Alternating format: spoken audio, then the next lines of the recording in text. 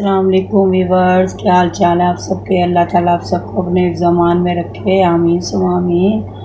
आज ईद कुर्बान आ रही है, ईद उल अज़हा आ रही है। उसकी तैयारी के लिए आपको मैं अदना कबाब की रेसिपी दूंगी। ये बीफ का कीमा है और इसमें थोड़ा सा फ़ैट भी है और बिल्कुल ड्राई होना चाहिए। उसको अच्छी तरह ड्राई कर लें, उसका पानी बिल्कुल निकाल लें और ड्राई कर लें बिल्कुल उसको। और ये मैंने 3 हरी मिर्च ली हैं, बड़ी बड़ी चॉप की हैं।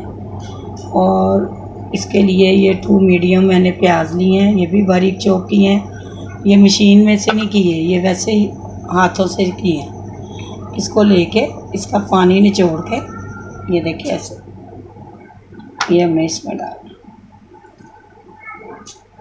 डलती हैं sweet red bell pepper, Shimla अगर वो आपके पास नहीं है, ये देखें रेड। इसका भी पानी हमने ऐसे करके निकाल लेना है, ये देखें ऐसे।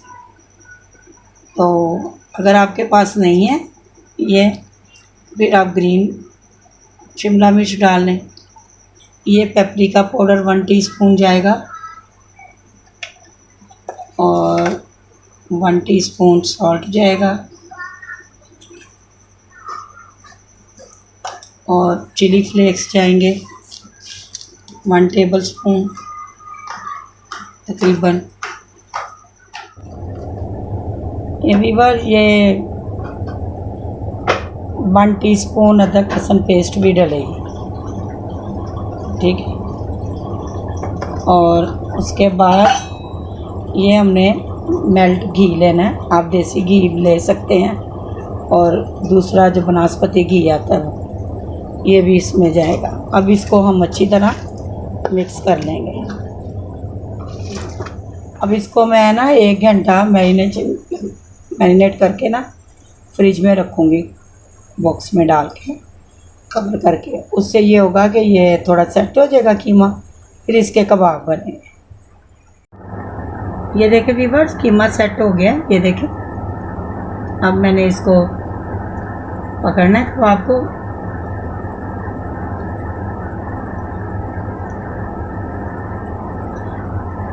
ये मैंने ना ये देखें, ये सीखें जोड़ी हैं दोनों। मेरे पास इतनी चौड़ी सीख नहीं थी। ऐसे पकड़ के हमने इसको हिलाना है। उसके बाद हमने इसकी ये इसके ऊपर डिज़ाइन बनाना है, ठीक है। ये दोनों तरफ से ना इसको मुंह इसका बंद होना चाहिए ताकि इसके अंदर एयर ना जाए। एयर जाएगी तो फिर वो नीचे गिर जाएगा कबाब।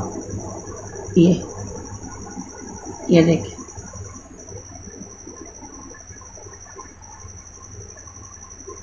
ऐसे करके ये मैंने तवा रखा हुआ है, इसके ऊपर मैंने रख देना है।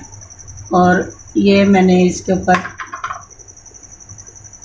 ऑयल डाल देना, ठीक है, ताकि इसकी हीट लगे और कबाब बने। ये देखें व्यूअर्स, ऑयल नीचे से हीट होके ऊपर से इनका पानी थोड़ा थोड़ा नीचे जा रहा है कबाबों का। तो ये देखें कितने अच्छे कुक हो रहे हैं।